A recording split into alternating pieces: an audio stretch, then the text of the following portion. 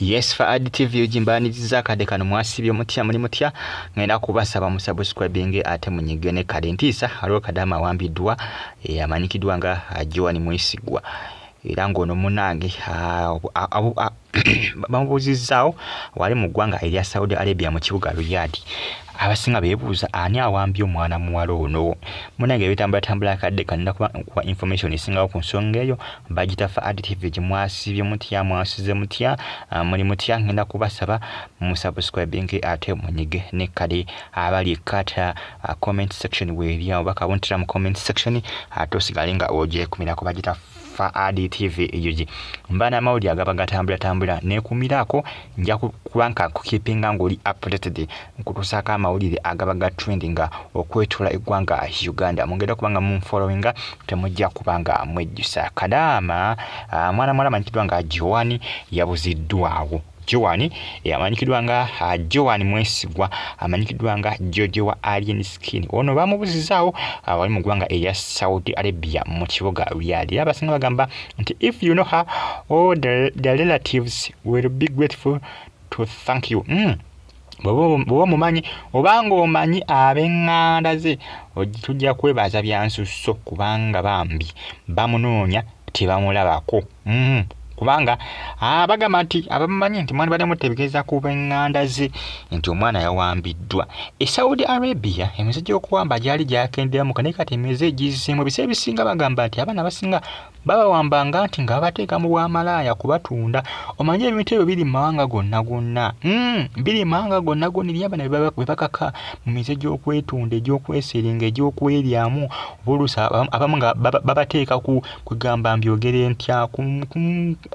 mu bimotoka bibox body yamu bateka mu motoka bibox body ne bapakukusa ne bafulumya Saudi Arabia ne bakola ki ne batwaliyo mwange yagiye wala ne bajjamu bitundu by'omunda mitima bikinsigo twatugende nga amanyi na ebintu byattunzi bitunda nnyo ebisinga tubira mu mafilimu n'ebintu ebyo gye biri ebyaddala banenge gye batradingamu abaana banene kugamba ne batwala mu bintu bwe bityo. Osanga oli nga mugaga naye nga bizinesi zadirigira mu kuwamba abaana abawamba abawala n'abatwala n'abaguza nga abagaga amuguza omugaga n'amugamba wuyo twala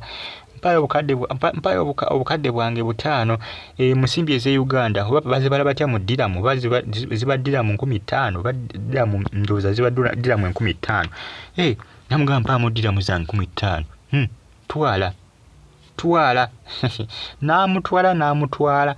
naginda namuguliza ddala mukazi watu nagenda ne babunyabunya ng'omugaga akanya kyakumugamba bwaba yagadde ng'agenda ng'amukozesa buli ssaawa litamu gy'aba yagadde ng'amukozesa ng'aba naye abaana abasinga bagenda mu mawanga ag'Abawalabu naye ebiseera ebisinga bambi eba risiki oba weetaaga n'osaba Katonda okuba nga akwasaganyizaako kati bamanyi Joan ani yamutute Joan yatwaliddwa wa bwe bati abaana be babula n'abulira ddala completely n'abulira ddala forever and ever nalimutaddamu kumukubakwadde emmunye wadde babafulumya bata eggwanga ne babatwa ne baguza abasajja abanagagga. Osanga abagagga nga bo ebizinesi yabwe gye batambuliramu abamu babasalamu bitundu bya munda jjukira ebiseera bye biyise abaana babadde babasalamu nnyo ebitundu eby'omunda naye kati byakenderamuko 2021 bizinesi eyo yali y'amaanyi mawanga g'Abawalabu nga abaana babasalamu ebintu nga tulabagamba nti amawanga gaabwe gali successful mawanga magagga naye maama eriyo ababeera bakola ki abeera bagagawaliddemu ebintu naye nga agagawalidde ku musaayi gwa banne agagawaliddemu bizinesi imagine ku maziga g'abantu naye kwagagawalidde kuwamba abaana kubasalamu mitima kubajjamu nsigo nga ye bizinesi jjukira ebitundu bye bagambe nti byatunzi bya bbeeyi nnyo nga bw'okiwulira. Musubscribing amunyigene kale ninga bitongedde kubanga tusaba mwana mwala Joan asobole kubanga azuulibwa bamuwambye Saudi Arabia mu kibuga Riyadh era nga bagamba nti munange oba omumanyi obanga omanyi family ye bategeeze kubanga ebintu byatabuse dda eri mwana mwala amanyikidwa nga Joan Mwesigwa. Kibi nnyo byantiisa bitalo maziga biwoobe kwegamba tewali ajiwani amanyibwa gye yatwaliddwa naye nga abaana bangi bawambibwa abaana bangi abagenda okukula ne batadda mu bazadde babazadde ne beebuza abaana batukyawa bukyayi abaana batwesonyiwa bafuna akasente ne batwesonyiwa ne beesonyiwa famire nga bagamba nti famire zirina ebizibu kumbe abaana bababuzaawo babatwalaganya dda n'ataddira ddala naye nga abazadde balowooza nti omwana abika yatukyawa naye ng'oluusi baba babuuzaawo bubuuzaawo bawambe ne bataddamu kubalabirako ddala abamu nga babatta babasalamu ensigo emitima ne babatta bana abasajja abawala bobba oluusi waliwo basukkamukko emitibwa gyabwe bagiringa gya bikere bisaata tewali amanyi naye nga si bonna eri abalungi n'ababi nga omanyi amawanga gonna galimu abalungi n'ababi ne mu Uganda mulimu abalungi n'ababi mulimu abalungi nga balungi mulimu ababi nga babi nnyo nga bw'okiwulira yes ensi bw'etyo bw'etambula buli ggwanga libamu abasosoze n'abatali basosoze kati Saudi Arabia mulimu Abawarabu nga basosoze nga tebakwatagana na kkala y'abaddugavu mwongere okuba nga musaba mbituufu ne Joani asobola okuba nga azuulibwa Fadi TV ki eyo nga vudde nga nzikoza decide zeena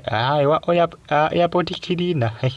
yalonze $1,000 mu nnyonyi naye baba omusajja bambi $1,000 yagukutte n'aguwaayo oba mbukadde almost nga 3.8 lwakuba dola bakati eri ku 3.7 oba mbukadde nga 3 plus musajja kati yabulonze munyonyi ng'agirongoosa ku nkya yabaddiza abasinga bunze ne bagana naye ono omuvubuka aliko ekikyamu ali omutwe gukola story ki lwaki oba okwata $30 plus n'oziwaayo akasente ako keezibike okatwale nebirabya nti ebiseera ezinga oluusi munyonyi omumbaamu kamera munnange kiyinza okukugobya ku mulimu ekyo waali $1,000 ogwo n'ofuna kaaliwaale nnyinizo osanga ayinza okuggyako 10,000 mmeka 15,000 nagamba eky'ettaano kiikyo ekitaano nga kya mirembe okusinga otwala ekitwalo ekifuukira ekitwalo kamera ziba nnyingi awantu awo bakulaba oguguba musango oba olina okulipootinga ati nakyo ofunye mu nnyonyi olw'ensonga nti baba basobola okukitereka nnyini kyo n'akola ki n'akisangawo kubanga abanyonyi baba bagiyitanga ey'ababbi newankubadde beera okisanze mu nnyonyi naye oba olina okukiripootinga mpoziko ng'okisanze wabweru ku airport aye ne ku airport oluusi nagwo oyinza okuba omusango ozannya gwe n'okuzannya so bagambye lwaki walipootinze ekitwalo ekyo lwaki wakiripootinze abasinga bamulabye nga dofe bamulabye nga makedo naye nga musajja atundooza oba oli awo nze ndabanga eyakibaze nze nga nze ku lwange bwe simanyi bw'okirowooza naye nga obukadde asatu $1,000 ogwo guba mungi naye munnange oba olina okukola ki oba olina okwegendereza ng'oyagala okugutwala kamera nnyingi eziri awo security y'amaanyi ogenda n'okola ki n'olipootinga n'ogamba bannange nina kye nafunye wano ekitereke $1,000 guno ne bagutereka kubanga nnyini gwasobola okujja essaawa yonna ng'ajjukira nti yagusudde mu ki mu nnyonyi ate siko oguma n'akuwayo kaaliwaale oba kuwadde 2,000 bukadde bunga 7 oba kuwadde 5,000 bukadde bunga 15 oba 16 n'ogenda n'obwo oba 10 bukadde bunga 3,800 nga 8 n'ogenda n'ezo okusinga okubeera n'omutwalo ne gukufuukira akabasa kufiira akabasa musajja watwambi yagulipootinze omutwandozo omulengera nga agulipootinga yagusanze mu nnyonyi bebana balipo abalongosa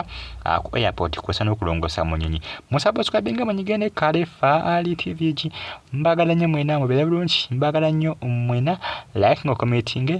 mwera mbagala